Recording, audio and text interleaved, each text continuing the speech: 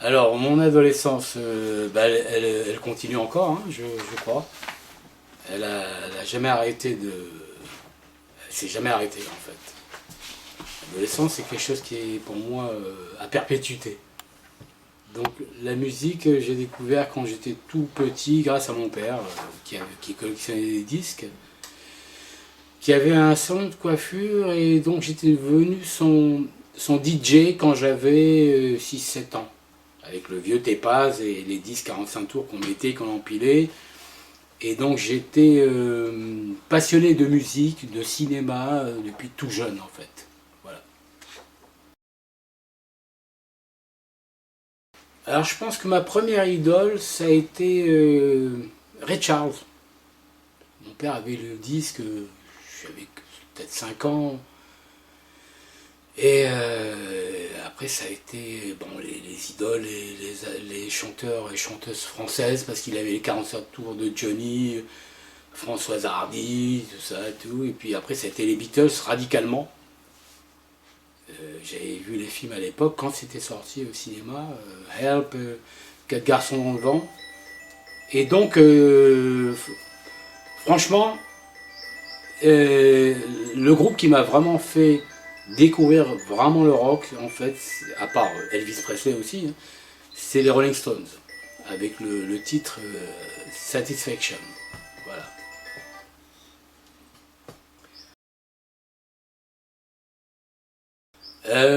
Il y a plusieurs groupes. En particulier, je pense qu'il y a un groupe qui m'a donné vraiment envie de faire la musique, c'est Creedence Clearwater Revival. Bon. Là, je me suis dit, c'est simple, il faut avoir une guitare et savoir chanter et des bonnes chansons. Et après, ça a été, par la suite, ça a été Jimi Hendrix, ça a été tous les grands guitaristes qui m'ont donné vraiment le goût de la guitare que j'avais depuis un moment. Euh, j'ai attendu d'avoir 14 ans, ma mère qui m'a acheté ma première guitare, quoi.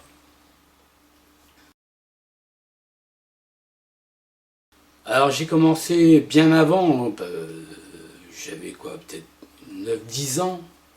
Ma guitare c'était une planche de bois avec du fil de pêche et puis une seule corde.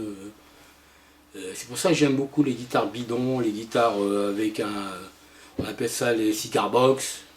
Ça me rappelle ce temps-là où j'avais pas de guitare et où je jouais sur une seule corde. Je savais très bien jouer d'ailleurs sur une seule corde, quoi. Et dès que j'ai eu ma première guitare, je me suis dit, oh là, là, il y a 6 cordes, ça va être un peu difficile. Je savais pas ce que c'était les accords, rien. Et puis j'ai appris petit à petit par moi-même, autodidacte. Et surtout grâce à un ami à moi qui s'appelait Étienne, un petit Camerounais qui était vraiment un virtuose de la guitare, qui m'a appris vraiment à jouer à partir de l'âge de 15 16 ans. Voilà.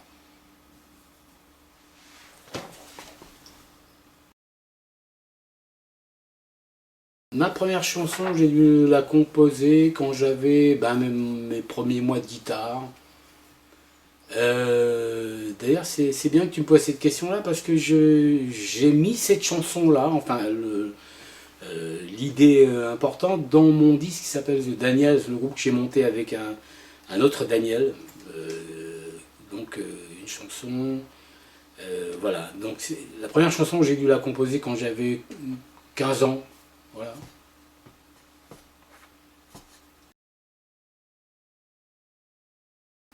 Le premier groupe que j'ai formé, ça remonte à très loin. Je crois même que le premier concert que j'ai fait de ma vie, c'était dans un genre d'EHPAD pour, pour des retraités. Je jouais de la flûte. Et un de mes potes jouait de la guitare, c'était vraiment comique. Franchement, mais les gens nous ont applaudi. Ils ont beaucoup aimé le flûtiste, hein. Surtout le flûtiste. Donc c'est trop marrant, quoi.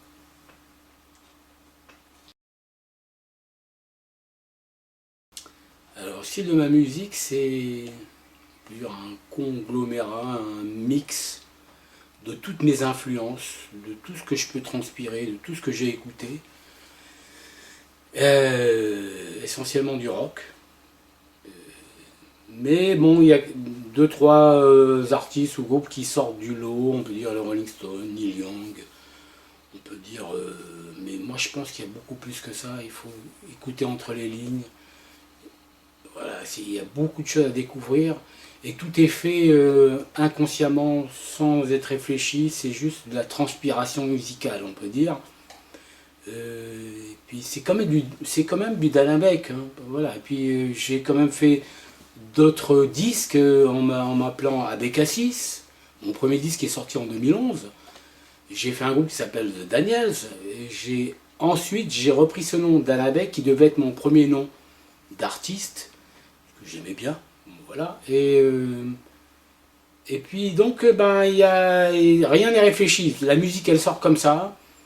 Les mélodies, je me dis pas je vais faire un disque qui va ressembler à tel artiste ou tel groupe. Euh, voilà. J'ai une particularité aussi en tant que compositeur, c'est que je compose beaucoup en open à la guitare. C'est-à-dire c'est l'open c'est pour jouer du blues, pour jouer du slide et tout. Et j'ai réappris à jouer de la guitare en open avec des accords que j'ai inventés moi-même, que trouvé moi-même. Et j'ai trouvé mon monde grâce à ça. Voilà.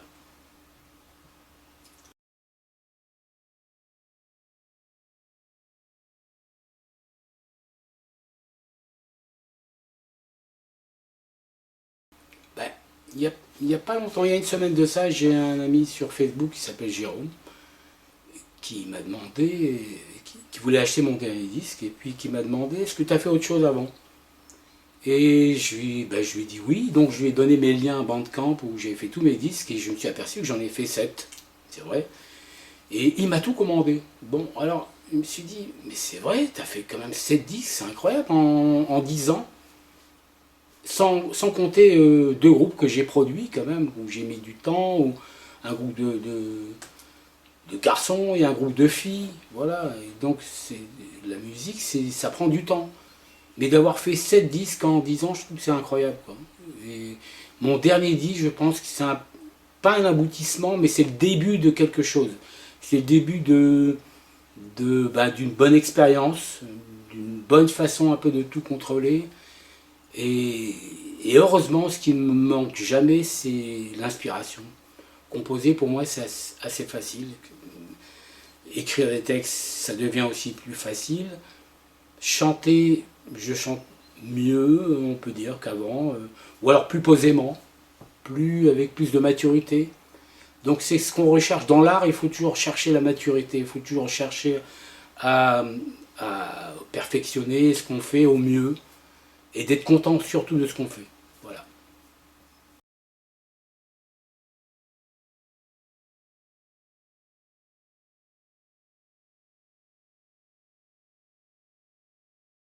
La fin de circus aurait dû être. Bon, ça a démarré l'année dernière, en janvier.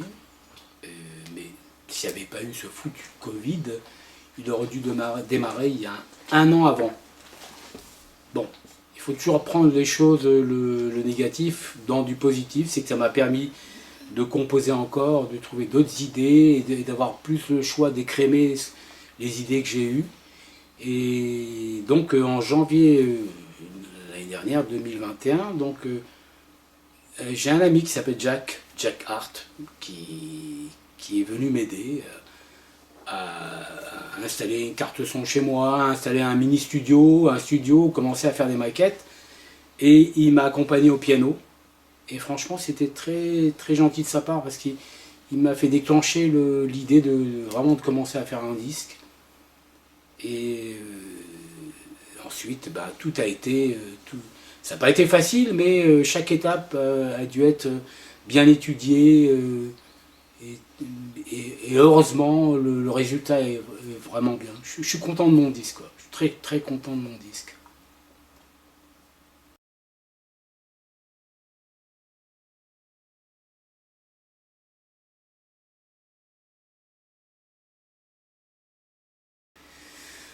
Alors, on apprend toujours. Chaque fois qu'on fait un album, on essaie moi, j'essaie toujours de faire mieux, de me dire, tiens, c'est mon point important chez moi. C'est de me dire, il faut que je monte à l'état supérieur. Donc, heureusement, on apprend avec le temps. Je m'implique beaucoup dans le mix. Je m'implique dans beaucoup de choses à l'intérieur de l'album. Et mon point important, d'abord, c'est d'arriver à faire quelque chose qui est meilleur que ce que j'ai fait précédemment. C'est comme ça, donc. Mais je mets toujours la barre un peu plus haute. Et c'est tant mieux. On arrive à faire des meilleurs disques. Et je trouve que ce disque-là montre bien que j'ai passé l'étape supérieure, quoi.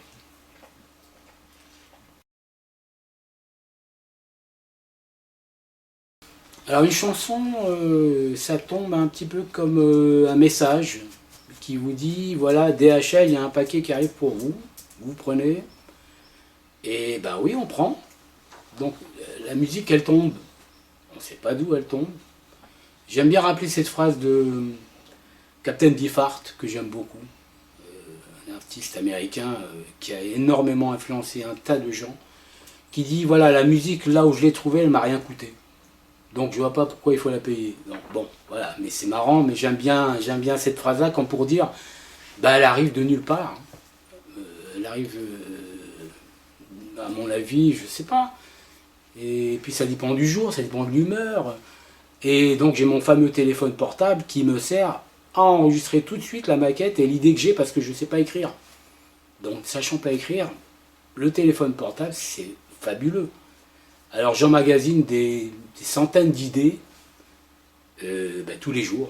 Ça m'est arrivé tout à l'heure avant d'arriver voir Thierry. Et après je reprends tout ça et j'écrème et je me dis tiens cette idée est bien, tiens ce riff est bien. Et à partir d'un embryon, j'arrive à faire une chanson. Voilà.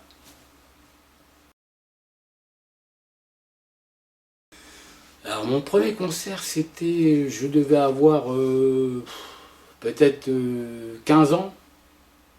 C'était dans une maison de retraite, un EHPAD. Bon voilà, et puis j'ai des potes qui m'ont dit on va aller faire un concert. Alors un concert fabuleux, ok, et c'est où? C'est dans une maison de retraite. Bon, on y va. Donc on s'est retrouvé à jouer devant des gens âgés. Et je jouais de la flûte, hein, je jouais pas de guitare. Et on a applaudi très fort et on a surtout applaudi le flûtiste qui vraiment il en avait foutu un paquet. Parce que Daniel, Dan Abeck, hein, a commencé sa carrière à jouer des titres à flûte-inca quand il avait 12 ans, 13 ans dans un centre aéré. Il connaissait El Condor Pasa avant que ça sorte par Simon & Garfunkel. Donc la musique traditionnelle, c'était quelque chose de très sympa pour moi, j'aimais beaucoup. Et j'étais très fort à la flûte. Voilà.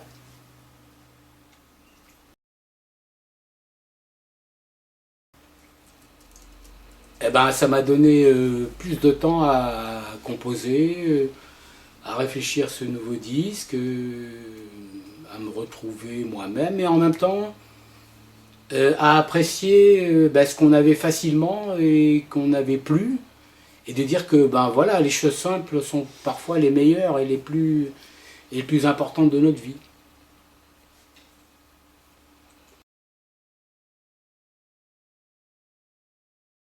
Mes goûts n'ont pas changé, je reviens souvent à écouter les mêmes disques, mais je découvre aussi, j'aime beaucoup découvrir.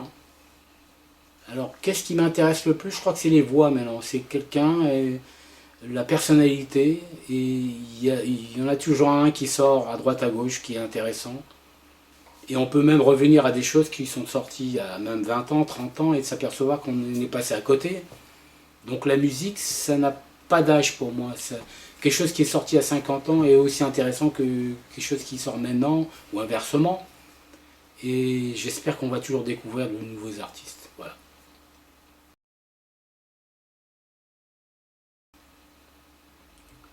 Ah, j'ai sorti un truc très marrant. C'est un de mes potes que j'ai vu à Amiens il n'y a pas longtemps qui m'a dit, j'avais mis une petite vidéo dans Facebook où je disais on ne refuse rien à Dan Abeck. Au point où j'en suis maintenant, là, je garderai trois choses, enfin mes affaires, je garderai une de mes guitares, mon téléphone portable et mon chapeau. Voilà, c'est tout. Faire passer un message. Oui, j'aimerais bien faire passer un message positif. C'est de dire qu'il faut toujours voir les choses de façon positive. Malgré tout ce qui arrive, malgré le négatif qui nous entoure, toujours penser à bien et que les choses se passeront au mieux dans notre vie. C'est comme ça que l'humanité existe, quoi. C'est parce elle a toujours eu de l'espoir. Et si on perd l'espoir, on n'a plus rien. Donc il faut continuer comme ça, avoir de l'espoir pour tout. Et aimer les gens aussi. Et être attentionné à eux. Parce que chaque personne peut vous amener aussi quelque chose pour vous-même et vous donner envie de vivre et d'être heureux.